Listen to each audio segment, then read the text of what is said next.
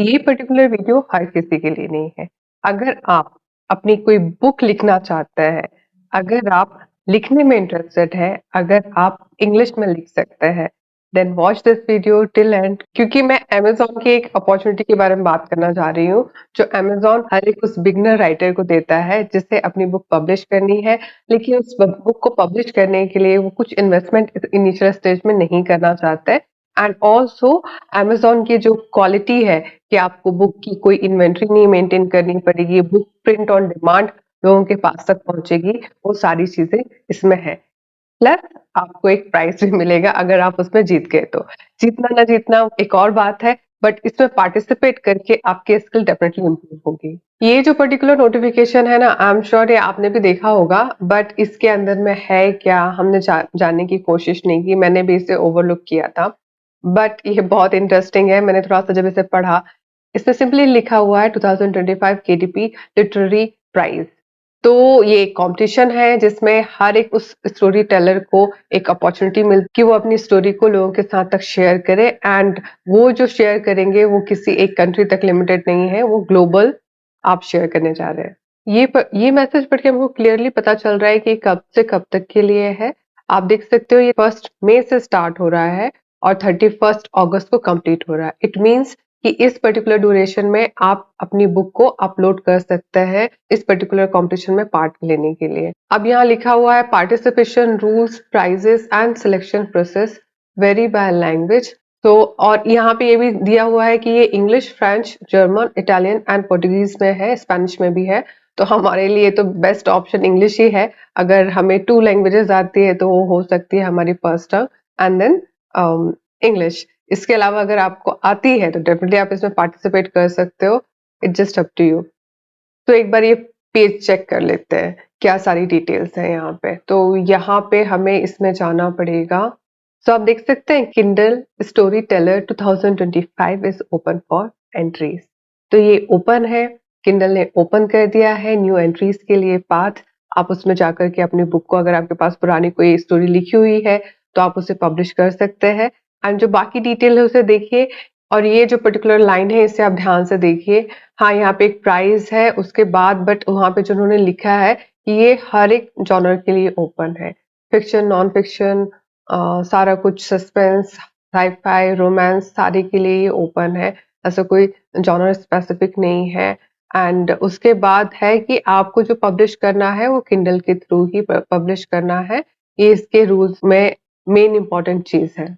और हमारे पास अब अगर हम जून में स्टार्ट कर रहे हैं अगस्त तक के लिए, मेरे पास 3 मंथ्स का टाइम है और 3 मंथ्स का टाइम अगर आप एकदम स्टार्टिंग से लिख रहे हो ना, तो भी बहुत कम टाइम नहीं है, ये इनफ टाइम होता है। 3 मंथ्स आपको 90 डेज़ मिल रहे हैं।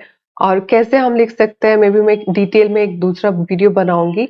एंड केडीपी मैंने स्टार्ट किया था, एक्चुअली मैं सर्च करी थी क्या बेस्ट सेल्फ पब्लिशिंग ऑप्शन होते हैं आज से 1.5-2 साल पहले। तो उस हिसाब से मुझे किंडल के बारे में पता चला था। रिसर्च करते-करते फिर मैं जब इसमें आई, तो फिर ये लो कंटेंट एंड मीडियम कंटेंट को भी समझा और समझ में आया कि नहीं, यहाँ पे भी एक काफ़ी बड़ा विंडो है, अपॉर्च्युनिटी है, इसमें काम करना चाहिए।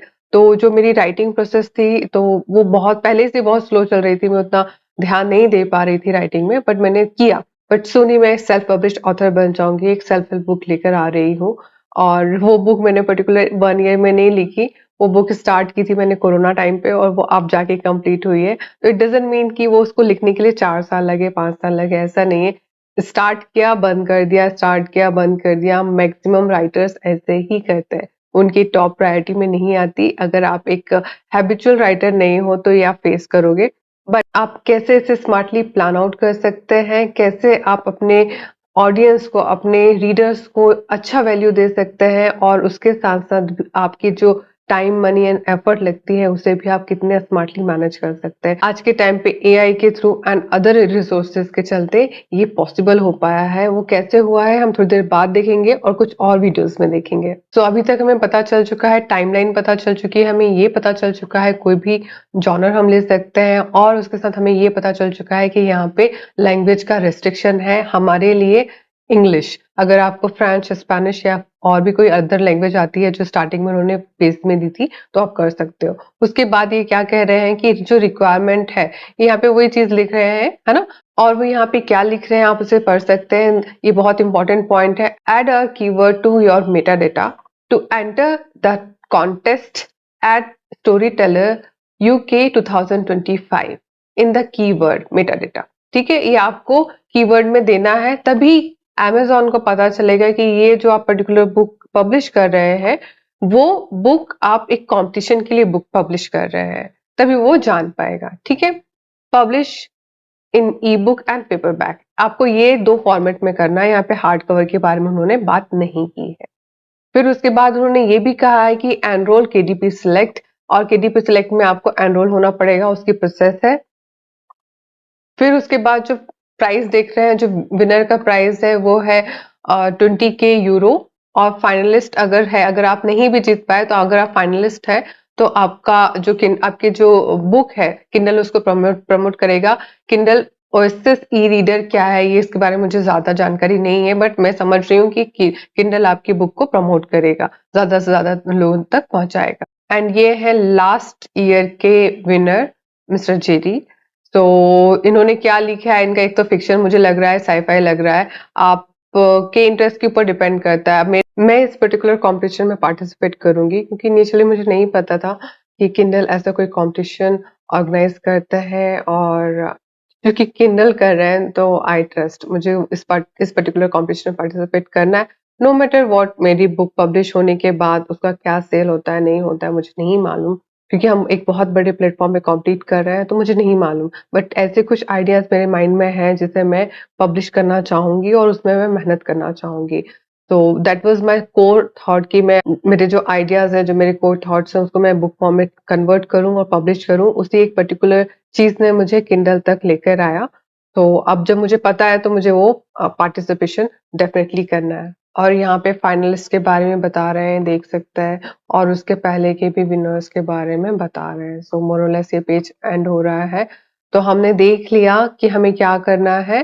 तो अगर आपके पास अकाउंट नहीं है और आप पहली बार मेरा वीडियो देख रहे हैं, तो केटीपी का अकाउंट कैसे बनाते हैं उसके लिए मैंने वीडियो बनाया। आप अपना केटीपी का अकाउंट बनाइए, एंड उसके बाद आप ये जो प्रोसेस मैंने बताई है इसके थ्रू सिंपली आपके अच्छे से आप अकाउंट बना लोगे, तो ये आपके डैशबोर्ड में ऑलरेडी दिया गया है, आप डेफिनेटली उसमें जाकर के पढ़ सकते हो। एक बार एडिशनल क्या ये टर्म्स एंड कंडीशन है इसको भी एक बार चेक कर लेते हैं। तो यहाँ पे ये काफी डिटेल दिया है उन्होंने, ये पेज तो डेफिनेटली पढ़ना बनता है। एलिजिबिलिटी जो दी है वो है आपकी 18 अबव होना चाहिए, आपकी एज। ठीक है, आपकी जो एज है 18 अबव होना चाहिए। और एलिजिबिलिटी के लिए आ रहा है, जैसे यहाँ पे एक क्लियरली लिखा हुआ है कि एंट्रेंस में नॉट बी नेशनल और legal permanent resident of any of the following countries, Cuba, Iran, north Korea, Syria. Okay, तो ये एक थोड़ा सा अलग सा चीज है, तो इसे हम जाने देते हैं। अब हाउ टू एंटर में पढ़ता है कि हाँ, यहाँ पे उन्होंने टाइम दे दिया गया है, ये सिंपल सा देख सकते हो आप, इसमें कोई दिक्कत नहीं जाएगी। ओके, ये आपको पर्टिकुलर वर्ड आपको कीवर्ड में लिखा है क्लियरली, है ना, कि हमें कीवर्ड में देना है। ऑलराइट, एंड देन क्या और ये बात कर रहे हैं, यहाँ पे वो स्पेसिफाई कर रहे हैं कि जो टाइम पीरियड दिया गया है, और वो भी अमेज़न के सर्वर से, क्योंकि हम इंडिया में रहते हैं, तो आपको इस बात का ध्यान रखना पड़ेगा कि आप 31 अगस्त तक का वेट ना करते रहो। एटलीस्ट 1 वीक पहले आप पब्लिश कर दीजिए उसको, और उससे अगर पहले आप कर सकते हो तो कर दीजिए। 1 and 1.5 मंथ का टाइम इनफ होता है। ठीक है, और एक अच्छी बात है कि अगर किसी के पास एक से ज़्यादा स्टोरीज़ हैं, एक से ज़्यादा चीज़ें रखी हुई हैं, तो वो नंबर ऑफ सेपरेट एंट्रीज़ कर सकते हैं, आपके पास कोई लिमिट नहीं है। That's also amazing thing, Amazon है, अमेजिंग बातें बताता रहता है हमको। फिर उसके बाद ये सारा कुछ है कि अगर कुछ हो जाता है एरर वगैरह, तो अमेज़न उसके लिए रिस्पॉन्सिबल नहीं है, तो उसको हम देख सकते हैं, जाने दे सकते हैं, कोई दिक्कत नहीं है। फिर एक और देखिए, एंट्रेंट must be author of the book, जो बुक का पब्लिशर है वो ही ऑथर होना चाहिए। हाँ, को ऑथर हो सकता है, एंड टू को ऑथर आर अलाउड, यहाँ पे टू को ऑथर को उन्होंने अलाउ किया है। ऑलराइट, काफी डिटेल में दिया है, आप इसे एक एक पढ़ सकते हो, बट मुझे कुछ पॉइंटर्स काफी यूजफुल लग रहे हैं और उनको ध्यान में देना ही है। जिसमें से अनदर पॉइंट है कि each book must be no less than 24 pages pen in paper और प्रिंट फॉर्मेट।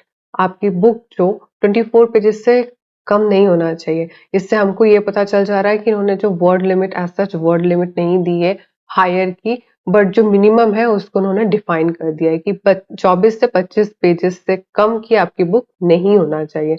तो एक बहुत बड़ी हमको इन्फॉर्मेशन मिल रही है कि हम एक वन स्टोरी को भी पब्लिश कर सकते हैं जिसमें मे बी 5000 वर्ड्स या 10,000 वर्ड्स हो। 10,000 वर्ड्स के लिए तो हमको इससे ज़्यादा पेजेस लगेगा। आई थिंक 5,000 वर्ड्स इतने में आ जाना चाहिए, ठीक है? अब ये कुछ कॉपीराइट के बारे में भी आप थोड़ा-सा बात कर लो, इसके बारे में मुझे एक वीडियो बनाना है। मैंने कम्युनिटी में एक वीडियो का लिंक दिया था जिसे रेचल ने बनाया था। आई फॉलो हर, वो काफ़ी अच्छी इन्फॉर्मेशन की वीडियोज़ बनाती रहती हैं। तो उनके वीडियोज़ को आप डेफ़िनेटली देखिए और कम्युनिटी में भी एक बार आप चेक कर लीजिए। जो मैं कुछ नया-नया कुछ चीज़ शेयर करती हूँ तो आप उससे बेनिफिट डेफ़िनेटली होगे।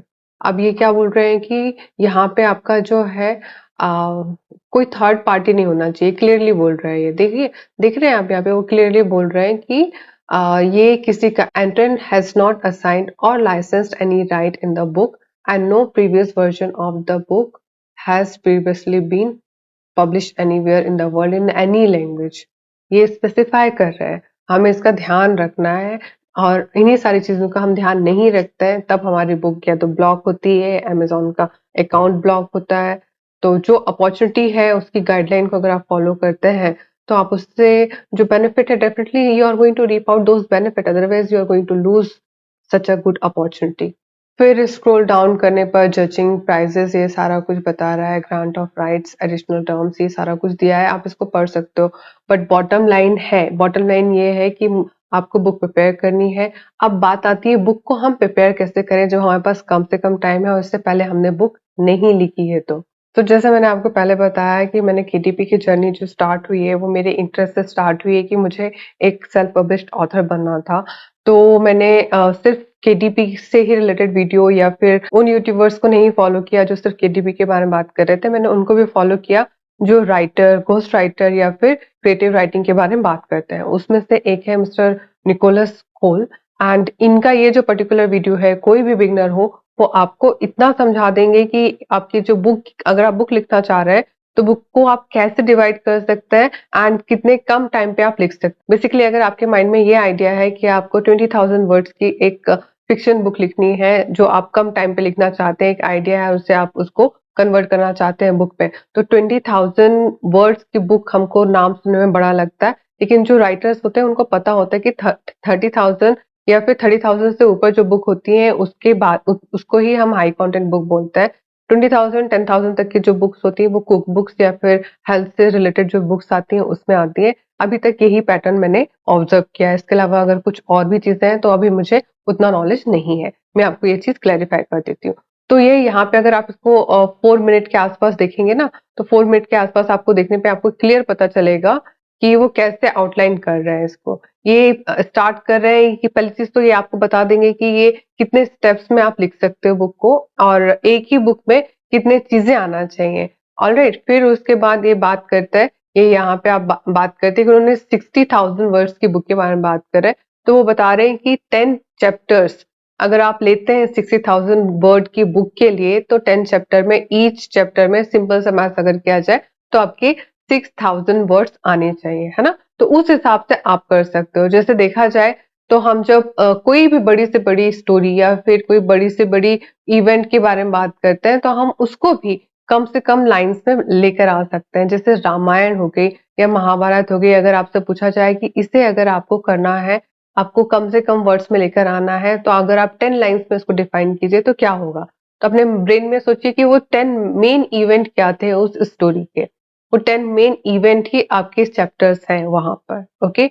वो एक-एक लाइन जैसे आ रही है या एक-एक इवेंट के बारे में हम जैसे बात कर रहे हैं, तो एक इवेंट का हमने जब नाम लिया, उसके बाद जिसको हमने जब डिस्क्राइब करने गए, तो वहां पे आपके 5,000 से 6,000 पर चैप्टर आप उस पर्टिकुलर एक आइडिया को इलेबोरेट कर सकते हैं, उस हिसाब से आपके कैरेक्टर्स बिल्ड हो सकते हैं। तो ये मैंने एक बहुत रफ आइडिया दिया है, बट कैसे स्टोरी लिखी जाती है, कैसे हम लिख सकते हैं कोई बुक, उसके बारे में मैं एक डिटेल वीडियो बनाऊंगी और ये पर्टिकुलर वीडियो का भी लिंक मैं आपको वहां पे दे दूंगी। एट लास्ट मैटर ये नहीं करता कि आप इस कंपटीशन में विन करते हैं या नहीं करते हैं। अगर आप इस पर्टिकुलर कॉम्पिटिशन में पार्टिसिपेट करते हैं तो आपको जो 2 बहुत ही जल्दी बेनिफिट मिलेगा वो होगा कि आपका बहुत सारे टाइम से जो आपने आइडिया सोच के रखे थे या फिर जैसे मेरे जैसे 4-5 साल लगा दिया पहली बुक को पब्लिश करने के लिए, तो वो उस फेज़ से आप बाहर आ जाओगे और यकीन मानिए जो मैक्सिमम ऑथर्स बोलते हैं, उनकी पहली बुक ही वो बहुत बड़ा हर्डल होती है, जिसको वो पार नहीं कर पाते। जैसे ही वो एक बुक को पार कर जाते हैं, तो उसके बाद की बुक उससे जल्दी आती है, क्योंकि हमारा ब्रेन क्लियर होता है। और हाँ, यहाँ पे आप एआई को स्टोरी की आउटलाइन को बिल्ड करने के लिए यूज़ कीजिए। अगर आप स्टोरी के चैप्टर को बिल्ड करने के लिए यूज़ करते हैं, तो उसे एज़ एन एडिटर यूज़ कीजिए। जितने ज़्यादा आप अपने थॉट्स उसमें यूज़ करेंगे, इन द सेंस अगर मैं बोलूँ तो अगर आप पूरे के पूरे जो आपने लिखा हुआ है, उसको एज़ एन प्रॉम्प्ट दीजिए एआई को, चैट जीपीटी को या जेमिनी को और उससे बोलिए इसे रिफाइन कीजिए, ताकि आप ग्रामर और जो फ्लो होता है, कनेक्टिविटी होती है, रीडर जब पढ़ रहा होता है, उसको पढ़ने में अच्छा लगे, वो चीज़ करता है एक एडिटर। तो वहाँ पे आप एआई का यूज़ कर सकते हैं एडिटर के रूप में। तो टू पर्टिकुलर पर्पज़ के लिए आप एआई को यूज़ कर सकते हैं। पहला है चैप्टर्स की आउटलाइन बनाने के लिए, आई मीन पूरी बुक की आउटलाइन बनाने के लिए यूज़ कर सकते हैं। फिर चैप्टर की भी थोड़ी बहुत आउटलाइन बना सकते हैं, जिसमें आपका हेडिंग, सब हेडिंग आ सकती है एंड उसके साथ आप एआई का यूज़ एज़ एन एडिटर के रूप में कीजिए कि वो आपके ग्रामर, फ्लो एंड कनेक्टिविटी को शार्प कर सके, वहाँ पे वो पर्टिकुलर एलिमेंट को फिक्स कर सके। ना कि आप चैट जीपीटी को एक प्रॉम्प्ट दे दीजिए कि मेरे लिए एक हेल्थ से रिलेटेड इश्यू के लिए बुक लिख दीजिए 30,000 वर्ड्स। वो जो लिख के देगा और बहुत सारे लोग ऐसे कर रहे हैं और बहुत सारे वीडियोस ऐसे में हैं, तो मैं उस पर्टिकुलर लीग में नहीं हूँ और मैं उसमें बिलीव भी नहीं करती हूँ। एआई आपकी हेल्प के लिए है और एआई से आप एक लिमिटेड टास्क करा सकते हैं। ह्यूमन राइटिंग ही रहेगी। आप उसके लिए अगर और कोई एडवांस एप्स या फिर एआई आ गया है, तो मुझे इसके बारे में इन्फॉर्मेशन नहीं है। और लास्ट एक पॉइंट और बोलूँगी, अगर आप बिगिनर हैं और आप सोच रहे हो कि चूँकि मैं बिगिनर हूँ, बहुत बड़े-बड़े ऑथर्स होंगे, मेरे पास कोई स्टोरी नहीं है, तो ये सब आप मत सोच के आप इस कॉम्पिटिशन में आना। आप अगर लिखना चाहते हैं, तो इस कॉम्पिटिशन में पार्टिसिपेट करो, ये आपके लिए बहुत बेनिफिशियल होने वाला है एंड डेफिनिटली छोटे-छोटे स्टेप्स आपको ना एक स्टेज से बाहर लेकर आता है।